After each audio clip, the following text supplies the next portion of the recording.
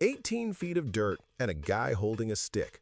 That's the whole canvas, and yet professional hitters have spent over a century turning "stand there and hit the ball" into a discipline with more sub-variations than a coffee menu at a place that definitely overcharges you.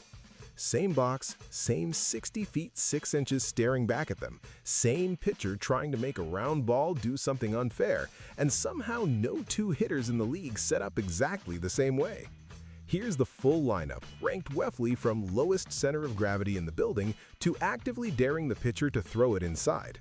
Full disclosure before we start, my own batting stance, developed over one humiliating season of beer league softball, was best described by my then-girlfriend as a man bracing for an earthquake that isn't coming. I struck out swinging at a pitch that bounced twice. I have since then made it my business to study men who do this professionally, and I have several strong opinions about their footwork. The crouched hitter folds himself down low before the pitch even arrives, knees bent hard, spine angled forward like he's trying to read a price tag on the bottom shelf. The entire strategic logic here is simple. Shrink the strike zone, make the pitcher work the corners of a target the size of a mail slot, and force a walk out of pure geometric stubbornness. It worked spectacularly well for guys built like fire hydrants who hit 280 with patience instead of power.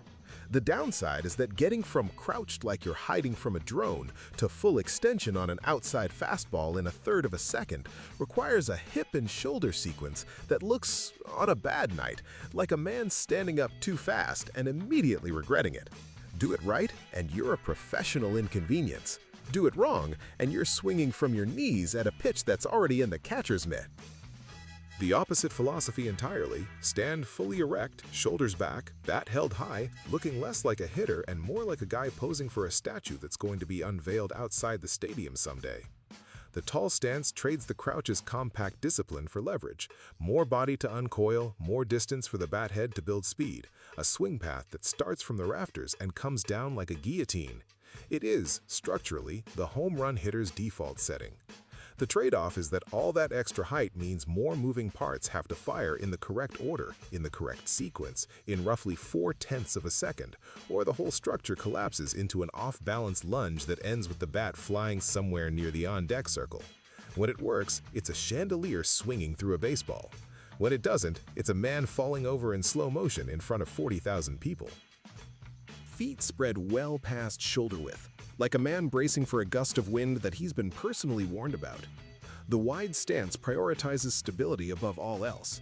A lower, broader base means less head movement, less unnecessary motion to time up, and a swing that starts from a foundation that genuinely could not be knocked over by a forklift. This is the stance of choice for hitters who've decided timing is hard enough already without also fighting their own balance. The cost is mobility. A base that wide doesn't generate much hip rotation on its own, so the power has to come almost entirely from the upper half, which is a bit like trying to win a tug of war using only your forearms while your legs stay cemented to the ground. Feet close together, front foot tucked in toward home plate, body angled so the hitter is essentially standing sideways to the pitcher with one shoulder pointed at his face. The closed stance is built for hitters who want to stay on the inner half of the plate a beat longer, generating bat speed through a tighter rotational window instead of a big leverage-based load. It rewards quick hands and punishes anyone who guesses wrong on a pitch away because there's no margin left to simply reach for it. The whole body is already facing the wrong direction. It's the stance equivalent of standing extremely close to someone in conversation. It works great if you're confident about exactly where this is going, and it's deeply uncomfortable for everyone involved if you're not.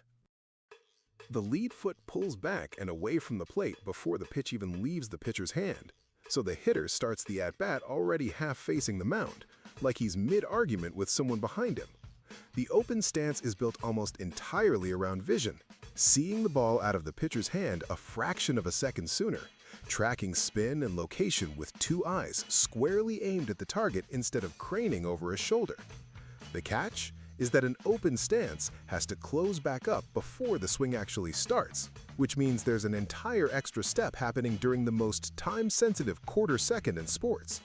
Pull it off, and you look like a hitter with superhuman pitch recognition. Mistime it, and you look like a man trying to do a dance move he half remembers from a wedding.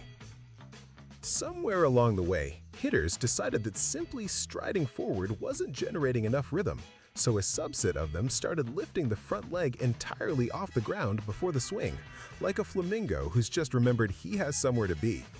The leg kick is a timing mechanism disguised as a leg movement.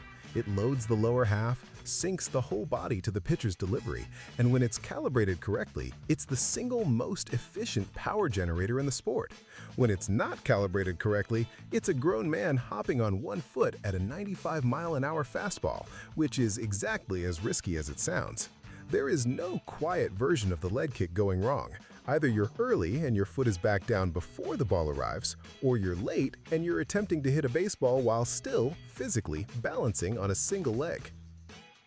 A gentler cousin of the leg kick, the toe tap lifts the front foot just enough to clear the ground, taps it back down as a rhythm cue, and calls it a day. It's the trust fall version of a timing mechanism. Less dramatic, less risky, and considerably easier to repeat night after night across a 162-game season without your knees filing a formal complaint. Hitters who've had injury history, or hitters who simply value not looking like they're auditioning for a marching band, tend to gravitate here. It's a stance built on the idea that you don't need the biggest possible movement to get the timing right. You just need the same small movement every single time, with the kind of boring reliability that scouts secretly love and highlight reels secretly hate. Some hitters have decided that movement itself is the enemy and simply removed it. Front foot stays planted, weight transfers entirely through rotation, no stride at all. It's the stance equivalent of cutting out a middleman. Fewer moving parts means fewer things that can desynchronize against a pitcher who's actively trying to mess with their timing on purpose. The no-stride approach trades some raw power for an almost unfair amount of contact consistency, because there's simply less to go wrong between decide to swing and swing. It's the professional hitter's version of someone who's deleted their group chat notifications. Slightly less drama, considerably more peace of mind, and a noticeably higher chance of actually getting things done on time. A small, deliberate weight shift back before everything shifts forward, like a porch swing finding its rhythm before it actually goes anywhere useful. The pendulum stance is built on a simple premise. Load backward first so the forward motion has somewhere real to come from, rather than starting cold from a dead stop. It's a compromise candidate, more rhythm than the no-stride hitters, less risk than the leg kick guys. A little bit of everything, which also means it doesn't have a single signature trait the way the others do. Nobody ever points at a pendulum stance hitter and says, that's his thing. It's the stance of a guy who read every other entry on this list, took the safest 15% of each one, and decided that was plenty. Somewhere between the crouch and the close stance lives a stance that doesn't get nearly enough credit for how strange it looks from the dugout. Shoulders hunched forward, back bowed slightly, weight settled low and sideways, the overall silhouette of a man who's just been asked an uncomfortable question by his in-laws. It's unconventional enough that hitting coaches at every level have spent careers trying to fix it, right up until the hitter in question starts hitting .310, and everyone quietly agrees to stop mentioning it. The crab stance survives entirely on the strength of one argument. Results don't actually care what the stance looks like from the stance. If the bat gets to the ball on time, the geometry leading up to that point is somebody else's problem.